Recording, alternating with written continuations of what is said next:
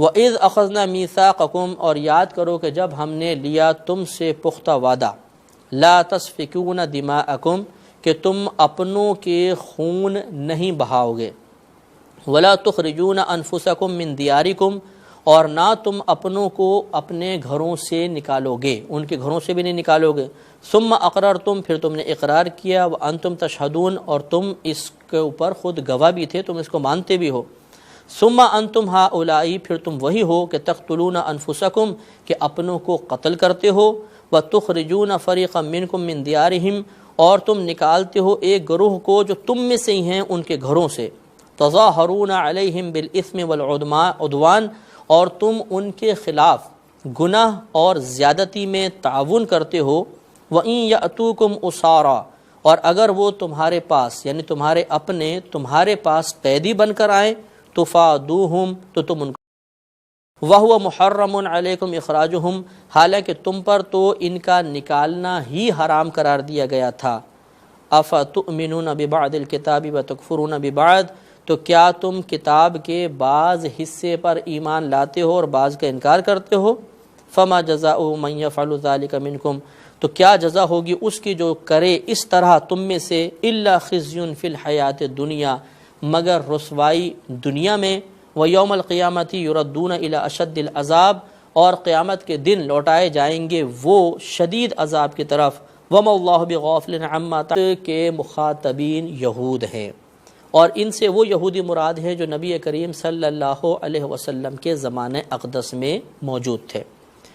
دراصل اللہ تبارک و تعالی نے توریت میں یہودیوں سے 4 وعدے، اور بہت سارے وعدے تھے، 4 یہاں جو قابل ذکر ہیں۔ ایک وعدہ تو یہ تھا کہ تم اپنوں کو قتل نہیں کرو گے آپس میں، دوسرا یہ کہ انہیں ان کے گھروں سے نہیں نکالو گے، تیسرا یہ وعدہ لیا گیا تھا کہ تم اپنوں کے مقابلے میں کسی اور کی مدد نہیں کرو گے، یعنی ان کے خلاف، اپنوں کے خلاف کسی اور کی مدد کرنا، حالانکہ وہ دوسرا جو ہے وہ ان کے اوپر ظلم کر رہا ہو، زیادتی کر رہا ہو، گناہ کر رہا ہو، تم مدد نہیں کرو گے۔ اور چوتھا یہ کہ اگر تمہارے اپنے یا تمہارے یہود اگر کبھی قیدی بن جائیں گے تو تم فدیہ دے کر ان کو چھڑاؤ گے۔ تو انہوں نے چوتھے حکم پر تو عمل کیا کہ فدیہ دے کر اپنے قیدیوں کو چھڑاتے تھے، لیکن باقی 3 احکامات پر عمل نہیں کیا، اس کو اللہ تعالیٰ نے یہاں پر بیان فرمایا۔ اور اس کی تفصیل ذرا تھوڑی سی یہ ذہن میں رکھیے کہ مدینے میں 2 مشرکین کے قبیلے تھے، ایک اوس ایک خزرج وغیرہ کیا کرتے تھے، اور مدینے میں ہی 2 یہود کے 3 قبیلے تھے، ایک بنی قریظہ تھا، ایک بنی نذیر تھا،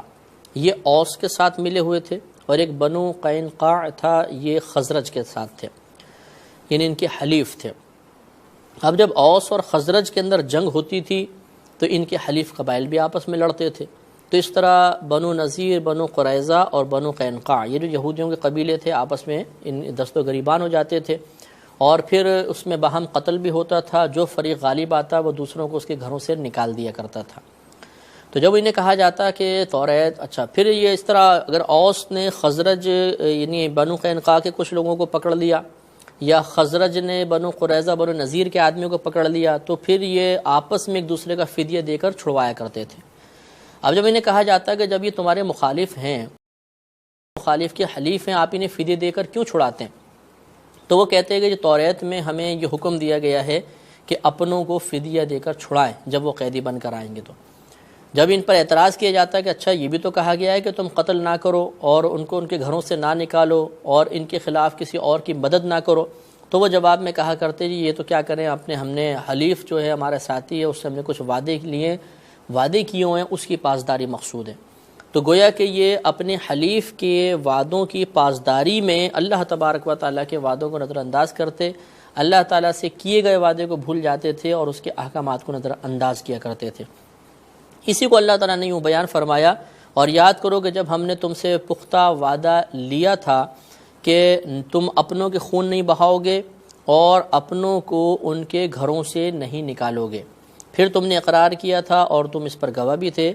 پھر تم وہی ہو کہ قتل کرتے ہو اپنوں کو اور نکالتے ہو ایک فریق کو اپنوں میں سے ان کے گھروں سے، اور مدد کرتے ہو ان کے برخلاف گناہ اور زیادتی کے ساتھ، اور اگر آتے ہیں وہ تمہارے پاس قیدی بن کر تو تم ان کا فدیہ دیتے ہو، حالانکہ حرام کیا گیا تھا تم پر ان کا نکالنا بھی۔ تو کیا حصے پر ایمان رکھتے ہو اور بعض کا انکار کرتے ہو؟ تو گویا کہ یہی ان پر اعتراض تھا کہ تم کچھ باتیں مان رہے ہو، فدیہ دینے والی مانتے ہو، باقی سب کو نظر انداز کرتے ہو۔ تو جب تم اس طرح کرو گے تو فما جزاء من یفعل ذلک منکم الا خزی فی الحیات الدنیا، تو تم میں سے جو بھی اس کے بعد پھر اس قسم کے افعال کا مرتکب ہو تو اس کے لیے دنیا میں ذلت اور رسوائی ہے۔ اور ایسے ہی ہوا کہ ان کو اللہ تعالیٰ نے ذلت اور رسوائی میں مبتلا کیا۔ چنانچہ بعد میں اوس اور خزرج یہ ایمان لے آئے تھے، مسلمان ہو گئے، اور نبی کریم صلی اللہ علیہ وسلم نے جب مدینہ منورہ تشریف لائے تو بنو قریظہ سے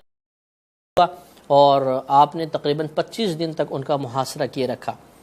تو یہ بنو قریظہ اس پر راضی ہو گئے کہ حضرت سعد بن معاذ رضی اللہ تعالی عنہ کو حکم بنایا جائے، یعنی فیصلہ کرنے والا بنایا جائے، جو یہ فیصلہ کریں گے ہمیں۔ رضی اللہ تعالی عنہ نے یہ فیصلہ کیا کہ ان کے بنو قریظہ کے تمام مردوں کو قتل کر دیا جائے اور ان کے بچوں اور عورتوں کو قیدی بنایا جائے۔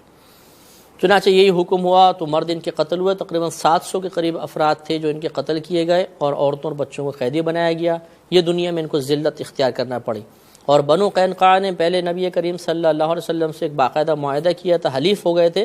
پھر بعد میں نقض عہد کیا تو نبی کریم صلی اللہ علیہ وسلم نے ان کے پاس جا کے گفتگو کرنا چاہی تو انہوں نے معاذ اللہ قتل کی سازش کی، جس کی تفصیل پوری کتب تاریخ میں درج ہے، جس پر نبی کریم صلی اللہ علیہ وسلم نے پھر ان پر حملہ کیا اور یہ جلا وطنی پر راضی۔ تو آپ نے انہیں ایک اونٹ لے جانے کا حکم دیا کہ ہر ایک اونٹ لے جا سکتا ہے، اس پہ جتنا مال آیا یہ لے کر چلے گئے، باقی تمام مال ان کا چھن گیا۔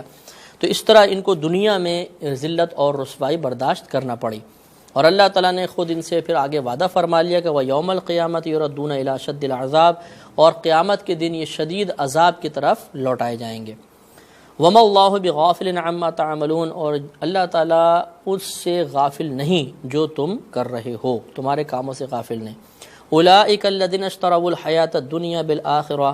یہی وہ لوگ ہیں جنہوں نے خرید لیا دنیا کی زندگی کو آخرت کے بدلے میں، فلا یخفف عنہم العذاب، تو ان سے عذاب میں تخفیف نہیں کی جائے گی، ولا ہم ینصرون، اور نہ یہ مدد کیے جائیں گے۔ اس سے بھی معلوم ہوا کہ جب تک یہ اللہ تبارک و تعالیٰ اور اس کے رسول کریم صلی اللہ علیہ وسلم پر ایمان لے کر نہیں آئیں گے، اللہ پر ایمان لانے کا، درست ایمان لانے کا یہی مطلب ہے کہ اس کی توحید کے اقرار کے ساتھ ساتھ نبی کریم صلی اللہ علیہ وسلم کی رسالت کو بھی مانا جائے۔ جب تک یہ اس معیار پر پورے نہیں اترتے ہیں، ان کا یہ انجام اللہ نے بیان فرمایا کہ انہوں نے گویا کہ اس حالت پر قائم رہ کر آخرت کے بدلے